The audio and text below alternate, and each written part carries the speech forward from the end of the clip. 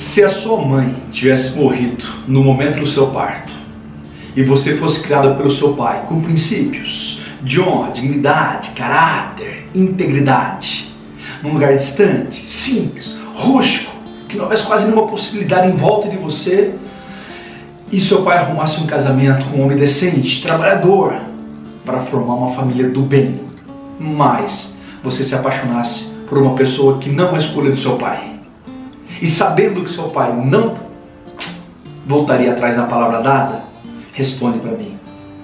Você enfrentaria o seu pai para viver esse sentimento? Sim ou não?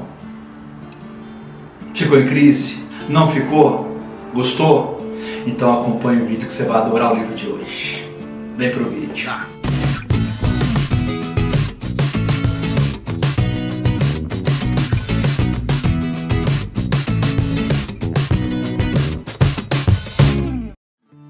Duas necessidades e um acaso geram uma das histórias mais bonitas e dolorosas de amor da literatura brasileira. Trata-se desse livro maravilhoso chamado Inocência, de Visconde de Tournai. Em 1816, Dom João VI contratou uma equipe de francesas, a famosa Missão Artística Francesa, que tem um vídeo aqui no canal, recomendo que você assista, tá? E nessa equipe de franceses que vieram para cá trazer cultura e civilização, tá? Se destacaram três franceses: Grande Jean de Montigny, responsável por prédios neoclássicos que até hoje estão no Rio de Janeiro, como a Casa França Brasil, recentemente que deu a polêmica lá do Exuma Maluca, dessa performance aí boicotada, censurada pelo nosso governador do Rio de Janeiro, o prédio da PUC no Rio, e a fachada da AIBA, que está preservada na Avenida das Palmeiras Imperiais, lá no Jardim Botânico. Recomendadíssimo que você veja essa arquitetura neoclássica introduzida no Brasil, fazendo uma ruptura com a arquitetura colonial barroca e rococó que nós tínhamos, ok? Um outro cara que se destacou, Jean Baptiste Debré, famosíssimo pelas pinturas da família real e pelos retratos e aquarelas de cotidiano e da escravidão e do mundo indígena brasileiro, e Nicolas Antoine Tournai, que trouxe para cá uma penca de filhos, dos quais se destacou Félix Émile Tournai, e o Félix Émile Tournai teve um filho aqui no Brasil, Alfredo Escragnole de Tournai. E o Alfredo, quando cresceu, numa família das mais cultas que já passou pelo Brasil, adaptada ali à pintura, à literatura, escolheu fazer engenharia militar naquilo que futuramente seria a Escola das Agulhas Negras, a Academia das Agulhas Negras, tá? E quando ele estava ali como segundo tenente, houve a Guerra do Paraguai, ele foi lá participar, e quando ele foi participar, ele virou uma espécie de relator da guerra, e acabou fazendo o quê? Acabou escrevendo um livro maravilhoso sobre esse momento, numa das derrotas de uma coluna lá comandada pelo Conde d'Eu, tá? Que ele escreveu um livro chamado A Retirada de Laguna, incrível livro, e de um ano que ele ficou num sítio lá no Mato Grosso, ele teve uma experiência amorosa, que até aparece num livro chamado Memórias, publicado póstumamente. Ele fala que foi uma das mulheres que ele mais amou na vida, sem jamais ter tocado, uma indiazinha, que vai gerar o livro Inocência em questão pra gente, tá? O Visconde de Tournai, só pra gente Tournai, vai chamar Visconde, porque quando ele cresce, ele vai se tornar um político, vai virar deputado várias vezes, vai virar presidente de província. Ele foi presidente da província de Santa Catarina, foi presidente da província do Paraná, que seria um cargo de governador, e ele sempre defendeu uma política, ele defendeu o imigrante no Brasil, tá? Bom, quando a monarquia cai e vira a república, ele que era amigo pessoal do Dom Pedro II e tinha inclusive ganho o título de Visconde de Tournai, ele abandona a política para sempre, tá? Para viver uma carreira literária. Era um cara que tinha condições de não dependia de dinheiro e salário para ter uma condição de vida, mas é um dos caras mais interessantes que passou pela cultura brasileira. E ele viveu numa época que a literatura era chamada de romantismo. E a literatura romântica brasileira estava imbuída daquele espírito de nacionalidade, de apresentar o Brasil aos brasileiros. E uma das vertentes mais originais da literatura brasileira nesse momento foi o sertanismo, retratar regiões fora da corte, que eram províncias afastadas, para que o leitor carioca, como se fosse um programa do Globo Repórter, de apresentar algum lugar do Brasil que você não conhece, para falar, ó, tá vendo o seu país como ele é diverso, exótico, maravilhoso? A literatura cumpria esse papel. E coube ao nosso Visconde de Tournai ser o cara mais competente do sertanismo romântico brasileiro. Nenhum outro, e vários tentaram, conseguiram retratar uma região com tanta precisão, tanta beleza, tanta competência, numa história com tanta qualidade como o Visconde de Tournai. Então nós temos aqui, meu querido, o melhor romance romântico, sertanista ou regionalista que nós escrevemos no século XIX. Primeira circunstância, primeira necessidade e segunda necessidade. O seu Pereira, ele estava precisando de médico e remédio para tratar da filha dele que estava doente. Então ele saiu do sítiozinho que ficava lá num local bem afastado, no sertão bruto, de acordo com o livro, e ele foi até a Vila de Santana da Parnaíba para achar, só que ele não achou nem médico nem remédio. E voltando para casa, ele encontrou o Cirino, que por acaso tinha se metido no jogo, estava devendo dinheiro pro tal do Totó Siqueira, e no sertão não pagou, é questão de vida ou morte, no caso morte, tá? E então ele, que era metido a médico, repara, ele trabalhou uns 3 anos numa farmácia, leu um livro lá chamado Chernobyl, que era uma espécie de Grey's Anatomy na época, e de repente se auto-intitulou médico. Vê como é fácil ser médico, para que sofrer com tanto vestibular, tá bom? E aí esse auto-intitulado médico curandeiro estava indo no sítio do Leal, que é um cara que ele nem conhecia, porque ele tinha expectativa de que naquela região afastada da civilização, ele poderia encontrar pessoas para cobrar um dinheirinho, juntar o dinheiro e pagar o totó. Então a necessidade de um de pagar uma aposta, a necessidade do outro de um médico, coincidiu numa bifurcação de um caminho que fez um suprir a necessidade do outro. O seu Pereira ficaria encarregado de arrumar as pessoas para ele poder cobrar o dinheiro e pagar a dívida, e o Cirino ajudaria a tratar da filha do seu Pereira. Quando ele chega na casa do seu Pereira, depois de uma conversa e tudo mais, o Cirino fala: vamos lá tratar da menina? Pro Cirino era uma menina, né? Aí o seu Pereira dá uma fechada na cara e fala: sabe o que é, seu Cirino? A minha filha é casada. Não, ela não é casada, mas é como que ela, se ela fosse casada, porque eu já dei a palavra pro Manecão Doca. E você entende que para um pai, que a honra de uma filha é tudo, e o senhor vai entrar no quarto dela, de uma filha comprometida, promete uma coisa para mim, seu Cirino: o senhor vai olhar para ela como médico e jamais como homem. E o Cirino: mas seu Pereira, eu conheço os seus costumes, eu jamais desonraria a sua casa. Sabe o que significa isso em latim? Vai dar cagada. Tá entendendo que legal? Porque olha o que ele está prometendo. E dito e feito. Assim que ele aliviou o coração do seu Pereira, o seu Pereira aceitou a palavra de que ele olharia como médico, jamais como homem, ele levou o Cirino para o quarto dela. Aquelas casinhas coloniais brancas com janelinhas azuis, portas azuis, jeca, né, que inspira a Tarsila do Amaral nas suas cores caipiras, a fase pau-brasil, aquela coisa deliciosa. Quando ele vai andando, que ele chega lá no último cômodo, que é o quarto dela, fechado, né, tudo escuro, parece um ambiente barroco, a velhinha, sabe, aquele tenebrismo contra aquela velhinha, e a imagem dela meio clareada pela velhinha, coberta de lençol, coberta de coberta, com lenço na cabeça, só olhando para fora. É isso que ele precisou. A hora que ele chegou, que ele olhou o polinho dela, é a fúria romântica, é aquele que o romântico acredita que duas almas se encontram e não tem o que fazer contra isso. E ao olhar para o olhinho dela, ele não viu mais nada. Ele que tocou na mão dela para medir a temperatura e percebeu que ela tremia de febre, que pela primeira vez ela é tocada por um homem. Tem um homem no quarto dela, primeiro há um toque nela. Então ela já treme de 2 febres e o Cirino vai começar a tremer da famosa febre camoniana, o amor é um fogo que arde sem se ver. Conforme eles estavam se olhando ali, que ele media a temperatura, que ele faz um diagnóstico, que ela vai tomar um remedinho, daqui uma semana ela vai estar boa, então ele vai ficar uma semana na casa do seu Pereira. O seu Pereira, muito feliz, chama o Tico. Quem é o Tico? O Tico é um anão, um mudo, que estava no fundo do quarto da inocência. A hora que ele sai de lá, o Cirino bateu um infarto, né? O que é isso? Parece um pasívodo, né? E esse anão vivia ali do quarto como se fosse um cachorrinho tomando conta da inocência.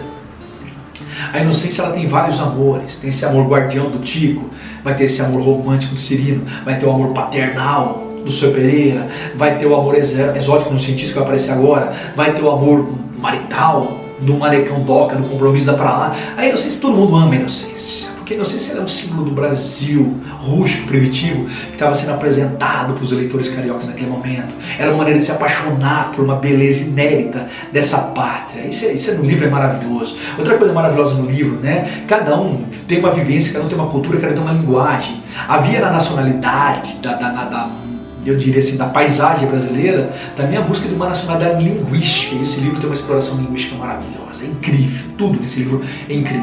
O descritivismo da natureza, o detalhismo, o trabalho linguístico, a história se sustenta, é um daqueles livros que você tem que ler. E aí, nesse momento que os dois estão ali, né, que o Cirino vê o Tico, aquela coisa toda, que o seu Pereira explica quem que é o Tico ali, que ele vive de sítio para sítio, mas ele tá tomando conta da inocência, é quase um cachorrinho, só falta ele abanar o rabo, aquela coisa toda. O Cirino passa um prognóstico, que ela vai tomar um negocinho ali para dar um suador, lá para meia-noite, eles vão voltar no quarto para dar um sulfato para ela, uma quianina e um outro remedinho, porque logo ela vai estar boa. E dito feito, aí, menina medicada, copo pra ela dar uma suada. Só que tem uma cena maravilhosa, que tem uma hora que ele fala assim: por que a senhora colocou esse lenço na cabeça? Ela toda caipirinha, porque o que é super bonitinha, ela é a inocência, inclusive, verbal. Só que tem uma brincadeira linguística linda, porque o pai dela, toda vez que vai falar com ela de maneira caipira, fala: ô inocência. E aí o pai, sem perceber, ao tirar o i na pronúncia, Aquilo que é inocente é o que faz mal. O pai talvez já achando daquele mal que vai produzir a desonra da palavra dada, do desafio que eu fiz no começo. Tá? Trabalho linguístico maravilhoso. Saem do quarto, vão para a sala da hospitalidade, o Cirino fica alojado, eles ficam conversando, o tempo vai passando, lá umas 10 da noite, a cachorrada do sítio começa a latir, aí o seu Pereira vai até, não é normal, a cachorrada latir naquele momento, deve ter alguém, ele vai até a porta e vê 2 cavaleiros na porteira. Aí ele vai lá atender, um é um guia carioca, José Pinho, chamado de Juque, tá? E o outro é um alemão, um naturalista, um cientista alemão que estava percorrendo a natureza brasileira aqui numa pesquisa para o governo alemão. E eles pararam ali para pedir pouso naquele sítio. Para o seu Pereira, que é um homem simples, humilde, decente, dar pouso é uma lei, é a lei da hospitalidade. Mas o fato de saber que ele vai hospedar um cientista e ele tem um médico é muita honra para um sertanejo letrado ter 2 homens tão ilustres na casa dele. Aí o Meyer entra, que é o nome do alemão, o Meyer, o Juque, o José Pinho entram, todo mundo se aloja, chega à meia-noite, eles voltam para o quarto da inocência para dar um remedinho para ela. E quando eles vão lá dar um remedinho para ela, o que acontece? Aí eles chamam a Maria Conga, que é uma escrava, preparam um café, o Tico vai lá buscar um limão doce no quintal, aquela coisa, dá um remedinho bonitinho. Tem um momento ali que é muito legal, que o Pereira vai ver o café, o seu Pereira sai do quarto e o Cirino fica sozinho com ela. E o Cirino pega na mão dela, porque ele está alucinado com ela. E a inocência fica assim, sem saber o que fazer, com aquele homem segurando a mão dela, com aquele aperto, né? Só que de repente, do nada, ela está olhando para ele com uma intensidade e ela dorme. Aí você fala, mas o que aconteceu? Ela percebeu o pai chegando. E olha que fofura, por mais inocente que ela seja, sabe esse lampejo de captura da dissimulação? Aí o pai, filha, você tá dormindo, filha, de novo? Ah, pai, o que foi? Olha que fofurinha, tá? Nesse momento eles dão um remédio, todo mundo vai dormir, o que não dorme aquela noite? O Cirino. Ele fica insônia a noite inteira, ele tá apaixonado, ele tá no contentamento descontente, ainda mais porque ele tá numa mulher que já tá comprometida e não tem o que fazer lá no sertão contra isso. Bom, resultado, o dia amanhece. Aí começa aquela conversa, eles vão lá dar o remédio para ela de novo, e mais um remedinho, uma chance de tocar na mãozinha dela para ver a temperatura, ela já está melhorzinha, e a hora que todo mundo está acordando, começam umas conversas, e o Meyer explica a função dele, que ele está ali pesquisando borboleta, eu faço um trabalho rigoroso para o governo alemão, que me paga para não sei o que, eu fico de sítio em sítio, e aí eu ganho hospedagens, e sempre eu peço carta de recomendação de um sítio para o outro, tem poucas pessoas que eu não encontrei, aí ele cita algumas cartas que ele não encontrou, e uma das cartas, olha que lindo, eu nunca encontrei Martinho dos Santos Pereira, que mora em Tiubi, Minas Gerais, então eu vim para cá, para o Mato Grosso. E aí, meus queridos, o Martinho dos Santos Pereira é o pai da inocência, que morava em Minas Gerais, que já mudou faz muito tempo, há 8 anos, para o Mato Grosso, mas não conseguiu falar com a família. E a carta era de Francisco dos Santos Pereira, que é o irmão dele, o irmão mais velho. Quando a carta é aberta e o alemão lê a carta para o Martinho não acredita que ele tem uma carta do irmão dele, que já faz 8 anos que ele não vê. E por ser o irmão mais velho, o irmão pede o seguinte: não trate o Meyer como se fosse um hóspede. Trate como se fosse a mim mesmo na sua casa. Isso é uma ordem do seu irmão mais velho. Na hora o Meyer vira alguém da família, a ponto de poder entrar no cômodo da família e almoçar com a família. Resultado. E a hora que ele vai lá para almoçar com todo mundo, o que acontece? Quem vem almoçar? Inocência. O Meyer olha para a inocência e o que acontece? Se apaixona. Não como homem, mas como um cientista que vê uma beleza exótica e rara do interior do Brasil. Só que na inocência do Meyer, loirão, bonito, do olho azul, que até o seu Pereira fica balançado com ele, na inocência dele em relação aos comportamentos sertanejos, ele comete gafes que são imperdoáveis. Você lembra que o seu Pereira pediu para o Cirino se comportar como médico, não como homem, hein? E olha que, nossa senhora, hein? O cara estava salvando a vida da filha dele. O alemão, mas que moça linda, que coisa maravilhosa, nunca vi uma beleza tão espantosa como essa. O seu Pereira, ele vai no tratamento familiar ao ódio no instante, porque esse cara está desonrando a filha comprometida que ele tem. O seu Pereira mete a mão na peixeira, no facão na hora, tipo o caipira picando fumo do Almeida Júnior, para honrar a casa dele. Só que na hora que ele pega no facão, ele tem no outro lado a carta do irmão, que falou: respeite como se fosse a mim mesmo.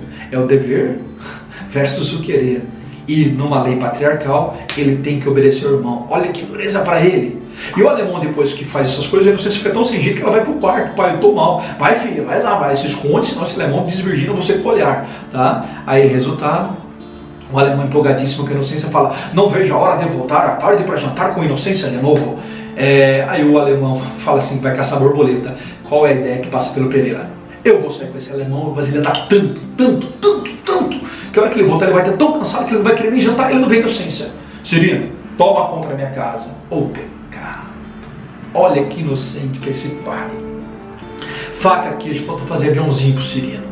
Claro que o Cirino não vai poder ficar no quarto dela, não vai ter beijo, não vai ter encontro, não vai ter nada. Mas ele vai poder 2 vezes nesse momento entrar no quarto dela para dar o remedinho. São 2 momentos sozinhos com ela, né? Claro que tem o Tico ali, meio de pincher, atrapalhando, mas só pedir pro Tico sair. Então vai passando um dia, vai passando 2, histórias engraçadíssimas aparecem. O Pereira arruma pacientes pro Cirino atender. Por exemplo, tem uma hora que vem um cara lá que ele tá com uma maleta profunda. O capítulo chamou Empalamado. Tá? E aí o que acontece é uma coisa muito bonitinha. O Cirino vai dar um tratamento para ele e receita. O senhor vai tomar gotas de leite de jaracandiá. E de repente o próprio narrador do livro fala: eu, quando estive no sertão, pude presenciar que os médicos receitam leite de jaracandiá para curar uma maleta profunda. Então, essa é uma brincadeira que é muito legal nos livros românticos. Eu estive lá e eu pude presenciar.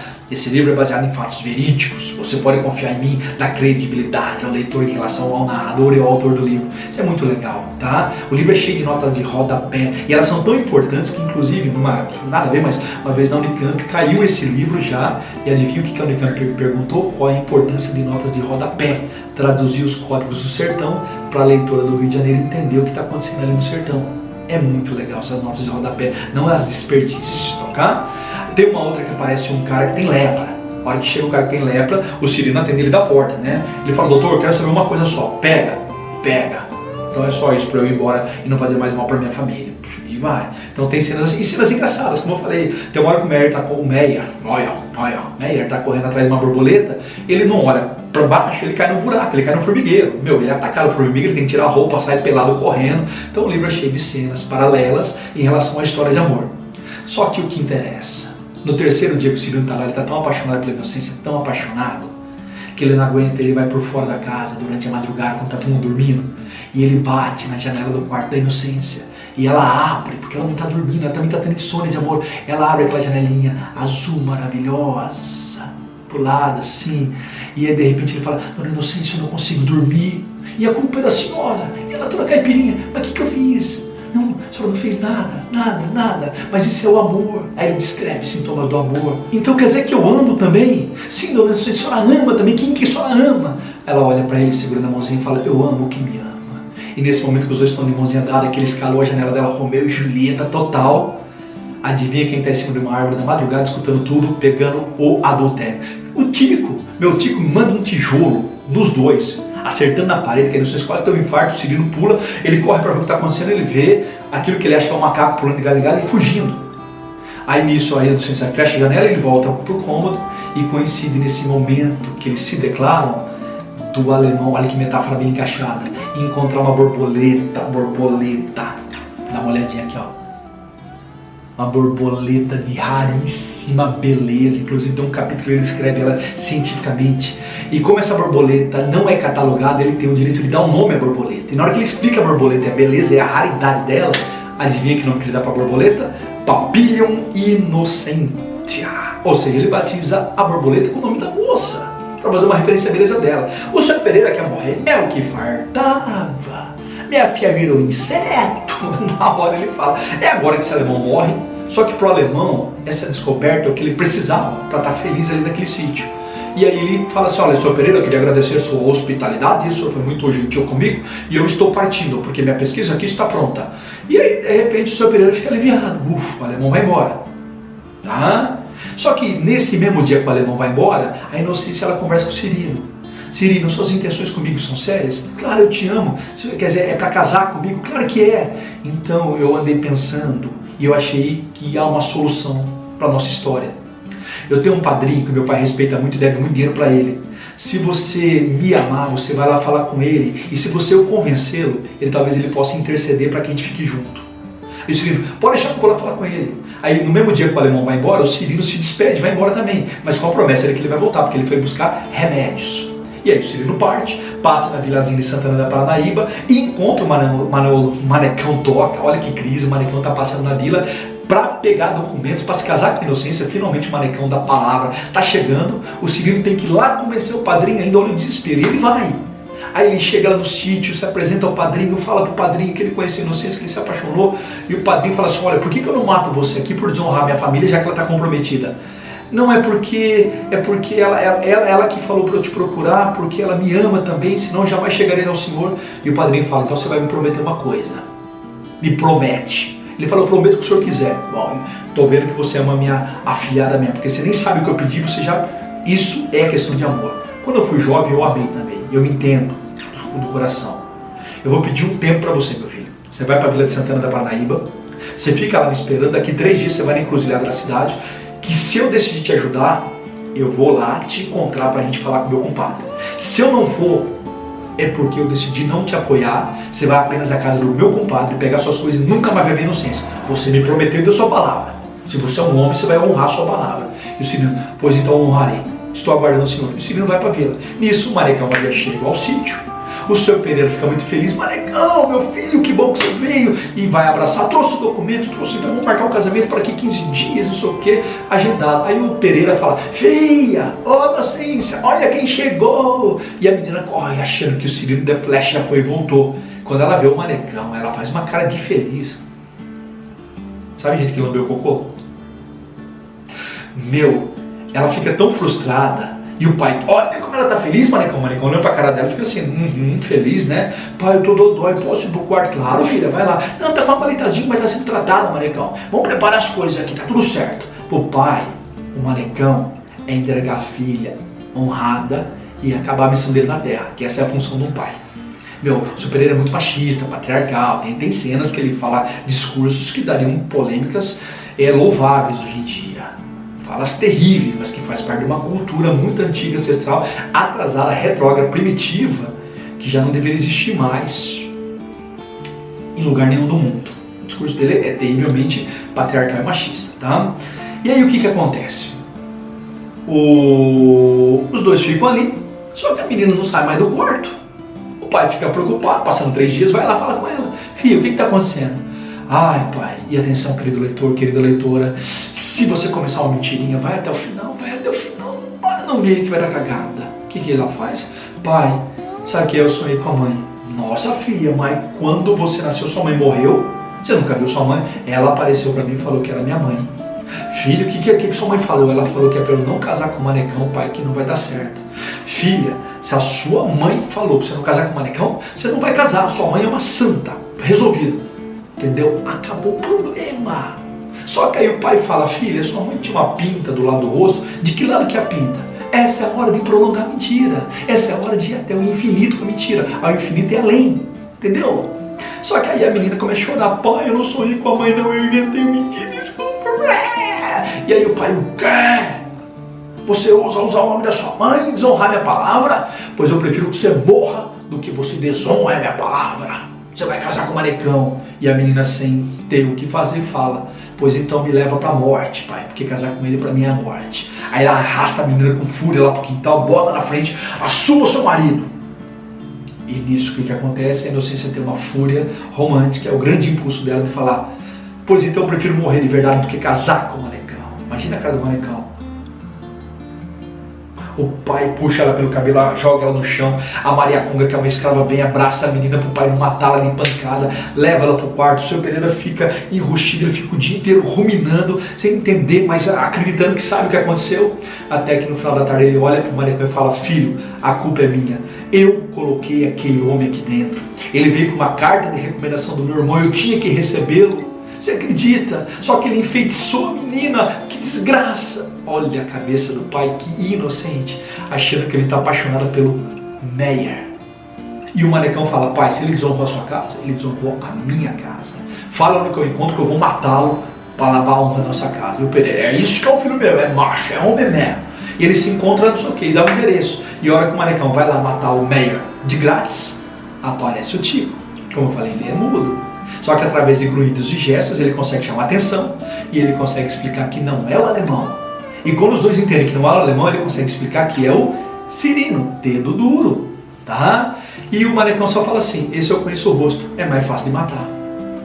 Vai em direção a um Cirino, encontra ele na cidade esperando o padrinho, fica 3 dias cercando o Cirino, sem que o Cirino veja. 3 dias depois o Cirino vai na encruzilhada encontrar o padrinho. E o padrinho sai para apoiar o Cirino. O cavalo do padrinho está vindo, o Manecão está chegando, o Cirino na encruzilhada, o Manecão vindo aqui, o padrinho vindo aqui, O Manecão está um pouquinho adiantado. O Padrinho, imagina os leitores na época, vai Padrinho, vai. E o pessoal que quer o Cirino morrendo, vai Manecão, vai logo. E o Manecão chegando, o Padrinho chegando, o Manecão, os Padrinhos, não sei o que. Meu, tem uns adendos muito legais. Quando esse livro foi escrito, é um livro que tem 30 capítulos. É um livro assim que todos os capítulos têm título, tem uma epígrafe ou duas que funcionam como intertextualidade mote para você ler o capítulo, então você lê a epígrafe. E aí tem uma coisa muito legal, ele só cita a epígrafe de escritor internacional, Goethe, Shakespeare, Jean-Jacques Rousseau. Sabe o exibicionista do tipo, aqui tem muita cultura, as notas de rodapé, que ele vai explicando coisas sertanejas que com certeza o leitor carioca não entenderia, para ir traduzindo os códigos do sertão, tá? 30 capítulos do narrador tradicional que às vezes se faz de participante, numa descrição maravilhosa da natureza para você. É um desses livros recomendadíssimos, tá?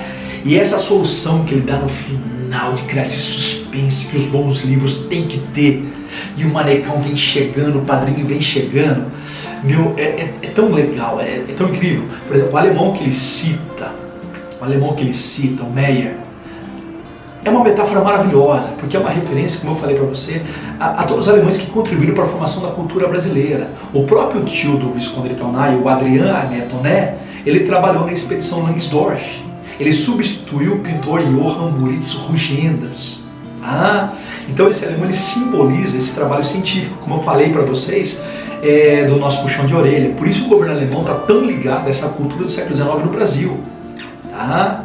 É muito legal esse processo, é muito louvável tudo isso, como o livro fazendo uma referência. E o livro está numa transição, que ele é de 1872, e em 1881 está nascendo o Memórias Pós-Brás Cubas, que vai inaugurar o nosso realismo. Então ele é um livro muito romântico, sertanista, mas que tem traços naturalistas, traços realistas. É um realismo mitigado, disfarçado, mas tem um realismo muito gostosinho, tá? Belezinho? Mas onde que eu estava mesmo? Nos dois, né? O Manecão está vindo daqui, o Padrinho está vindo daqui, o Manecão chega primeiro que o Padrinho. E quando chega primeiro, o Cirino que o reconhece se assusta. E o boa tarde, e o Cirino de repente, olhando aquele homem que está olhando para ele estranho, saca um revólver. Só que o Cirino mais treme do que aponta. E o Manecão fala assim para ele, quer dizer que vai bancar o homem agora. Mas para entrar na casa dos outros e desonrar a casa dos outros, não tem vergonha na cara. E o Cirino, não sei o que você está falando. Sabe sim, eu vim trazer um recado para você. E é assim que um sertanejo resolve. Detalhe, o Manecão saca uma arma, não treme com o Cirino e mete 2 tiros no peito do Cirino. O Cirino cai. Olha pro Manecão, começa a falar um monte de palavrão. Maldito! Só que ali tem um momento cristão, na hora da morte, fala, não, um cristão deve perdoar o seu assassino na hora da morte. Eu te perdoo. O Manecão escuta alguma coisa, se assusta com aquela coisa e sai dali. E na hora que ele está ali dando os últimos suspiros, o Padrinho chega. Então o Padrinho ia ajudá-lo. Filho, eu vim aqui para te ajudar a ficar com a inocência. Eles iam ficar juntos. Olha que pecado. Por favor, filho, quem que deu esse tiro em você? Conta para mim. E o Cirino, não vou contar. Eu não vou contar porque eu já o perdoei. Eu só vou pedir uma coisa para o senhor. Por favor, não deixe a inocência casar com o Manecão, mas eu não vou contar quem deu o tiro comigo. Por favor, não deixe ela casar com o Manecão. Foi o Manecão, não vou contar. E nisso o Cirino ele pega, ele respira com toda a sua força e dá o último grito da sua vida. Inocente.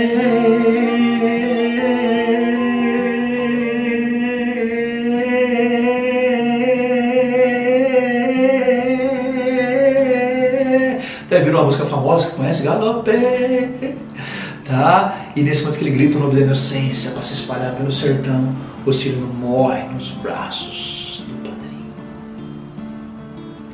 O Padrinho enterra na encruzilhada e o livro se fecha. E aí vem um epílogo maravilhoso, aonde o Meyer está na Alemanha apresentando o seu trabalho científico lindo, incrível. E aplaudidíssimo pela comunidade europeia, ele acaba sendo muito aplaudido pela borboleta de rara beleza. E quando perguntaram onde ele conseguiu, ele fala que essa borboleta era uma homenagem à beleza exótica e rara do interior do Brasil. E aí o narrador fala, meu querido leitor, essa papilha inocência fazia uma referência à nossa inocência, que há 2 anos atrás era entregue à terra para dormir o sono que não tem mais retorno. E aí, meus queridos, ficamos nós sabendo que a inocência, possivelmente ao saber da morte do Cirino, morre por amor, como todo bom livro. Você começou a ler um livro romântico, vai ter morte por amor, senão não é um bom livro romântico. Tá entendendo? Agora, para finalizar, tá? Uma coisa que eu acho maravilhosa, vou dar uma das metáforas, isso que eu falo, esquece o spoiler, ai, vai contestar, Ninha, eu vou ler o livro por quê agora? Porque você vai encontrar coisas como essa, finalize comigo. O livro tem uma metáfora maravilhosa de compará-la a uma borboleta. E uma borboleta passa muito tempo num casulo até a hora do nascimento. Repara que quando o Cirino chega na casa, a casa é um casulo, pelo mato, pelo patriarcado, pelo machismo, uma condição feminina, no meio de tudo aquilo. Ela é uma lagartinha, inclusive lacrada, né? Porque ela está com lençol, ela está com um lenço, só o olhinho dela para fora. E a hora que o Cirino toca nela, começa a fazer o processo de a borboleta começar a lutar pela vida. Tanto que ela tira o lencinho, ela quebra a primeira casquinha. E ela vai quebrando casquinha após casquinha, todas as casquinhas, todas, em todos os níveis. Até um dia que o Cirino vai lá por fora da casa, olha ele saindo do casulo, e convida a borboleta para nascer, para voar. Ela abre aquela janelinha maravilhosa azul como se formasse molduras de asas azuis em torno dela. E através da declaração de amor ela consegue se libertar daquele mundo que a reprime, daquele mundo que a limita, daquele mundo que a anula. É maravilhoso, ela ganha asas, e no mundo romântico o amor é esse poder libertador que tem a força para enfrentar qualquer circunstância que aniquila que o sentimento exista.